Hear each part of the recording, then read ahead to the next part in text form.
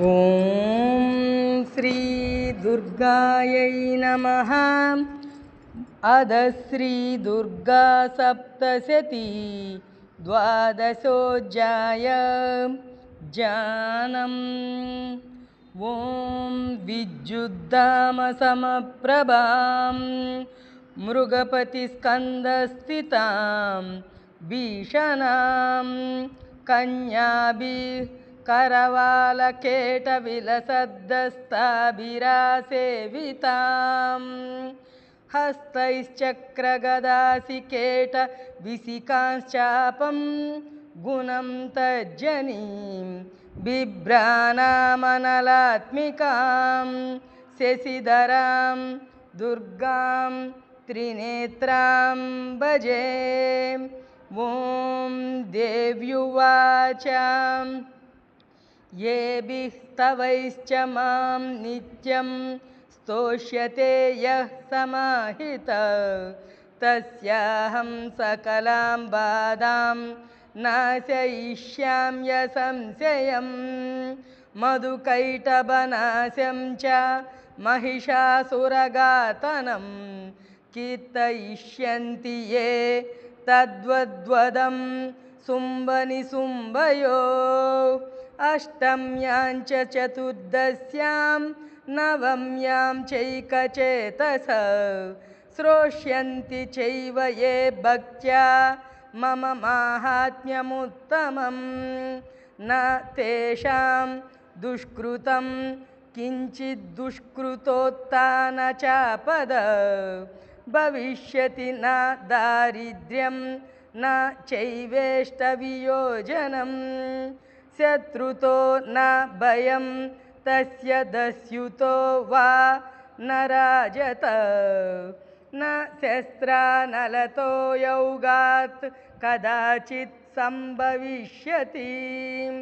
तस्मान्ममैतन्माहात्म्यं पठितव्यं समाहितैः श्रोतव्यं च सदा भक्त्या परं स्वस्त्ययनं हि तत्. उपसर्गानशेषांस्तु महामारी समुद्भवान् तदा त्रिविधमुत्पातं माहात्म्यं शमयेन्मम. यत्प्रैतत् पच्यते सम्यग् नित्यमायतने मम सदा न तद्विमोक्ष्यामि सान्निध्यं तत्र मे स्थितं. बलिप्रदाने पूजायामग्निकार्ये महोत्सवे सर्वं ममैतच्चरितमुच्चार्यं श्राव्यमेव च. जानता जानता वापि बलिपूजां तदा कृतां प्रतीक्षिष्याम्यहं प्रीत्या वह्निहोमं तदा कृतं. शरत्काले महापूजा क्रियते या च वार्षिकी तस्यां ममैतन्माहात्म्यं श्रुत्वा भक्तिसमन्वितः सर्वबाधा विनिर्मुक्तो धनधान्यसुतान्वितः. मनुष्यो मत्प्रसादेन भविष्यति न संशयः. श्रुत्वा ममैतन्माहात्म्यं तदा चोत्पत्तयः शुभाः. पराक्रमं च युद्धेषु जायते निर्भयः पुमान्. रिपवः संक्षयं यान्ति कल्याणं चोपपद्यते. नन्दते च कुलं पुंसां माहात्म्यं मम शृण्वतां. शान्तिकर्मणि सर्वत्र तदा दुःस्वप्नदर्शने ग्रहपीडासु चोग्रासु माहात्म्यं शृणुयान्मम. उपसर्गाश्रमं यान्ति ग्रहपीडाश्च दारुणा. दुःस्वप्नं च नृभिर्दृष्टं सुस्वप्नमुपजायते.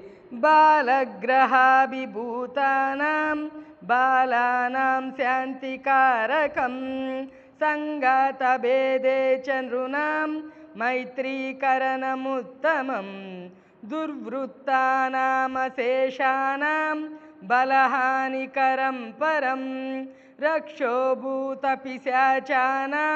पतनादेव नाशनं सर्वं ममैतन्माहात्म्यं मम सन्निधिकारकं पशुपुष्पार्घ्यधूपैश्च गन्धदीपैस्तदोत्तमै विप्राणां भोजनैर्होमैः प्रोक्षणीयैरहर्निशम् अन्यैश्च विविधैर्भोगैः प्रदानैर्वत्सरेण या प्रीतिर्मे क्रियते सास्मिन् सकृत्सु चरिते श्रुते श्रुतं हरति पापानि तदारोग्यं प्रयच्छति रक्षां करोति भूतेभ्यो जन्मनां कीर्तनं मम युद्धेषु चरितं यन्मे दुष्टदैत्यनिबर्हनं तस्मिन् श्रुते वैरिकृतं भयं पुंसां न जायते युष्माभिः स्तुतयो याश्च ब्रह्मर्षिभिः कृताः ब्रह्मणा च कृतास्तास्तु प्रयच्छन्तु शुभां मतिम् अरण्ये प्रान्तरे वापि दावाग्निपरिवारितः दस्युभिर्वावृतः शून्ये गृहीतो वापि शत्रुभिः सिंहव्याघ्रानुयातो वा वने वा वनहस्तिभिः राज्ञा क्रुद्धेन चाज्ञप्तो वज्रो बन्धगतोऽपि वा आगूर्णितो वा वातेन स्थितौ पोते महार्णवे पतस्सु चापि शस्त्रेषु सङ्ग्रामे भृशदारुणे सर्वबाधासु घोरासु वेदनाभ्यर्दितोऽपि वा स्मरन् ममैतच्चरितं नरो मुच्येत सङ्कटात् मम प्रभावा सिंहाजा दस्यवो वैरिणस्तदा दूरादेव पलायन्ते स्मरतश्चरितं मम ऋषिरुवाच इत्युक्त्वा सा भगवती चण्डिका चण्डविक्रमा पश्यतामेव देवानां तत्रैवान्तरदीयता तेऽपि देवा निरातङ्काः स्वाधिकारान्यदा पुरा यज्ञभागभुजः सर्वे चक्रुर्विनिहतारय दैत्याश्च देव्या निहते शुम्भे देवरिपौ युधि जगद्विध्वंसनि तस्मिन् महोग्रे तुलविक्रमे निशुम्भे च महावीर्ये शेषाः पातालमाययुः एवं भगवती देवी सा नित्यापि पुनः पुनः सम्भूय कुरुते भूपजगत परिपालनं तयैतन्मोह्यते विश्वं सैव विश्वं प्रसूयते सा याचिता च विज्ञानं तुष्टा बुद्धिं प्रयच्छति व्याप्तं तयैतत्सकलं ब्रह्माण्डं मनुजेश्वरा महाकाल्या महाकाले महामारी स्वरूपया सैव काले महामारी सैव सृष्टिर्भवत्यजा स्थितिं करोति भूतानां सैव काले सनातनी भवकाले नृणां सैव लक्ष्मीर्वृद्धिप्रदा गृहे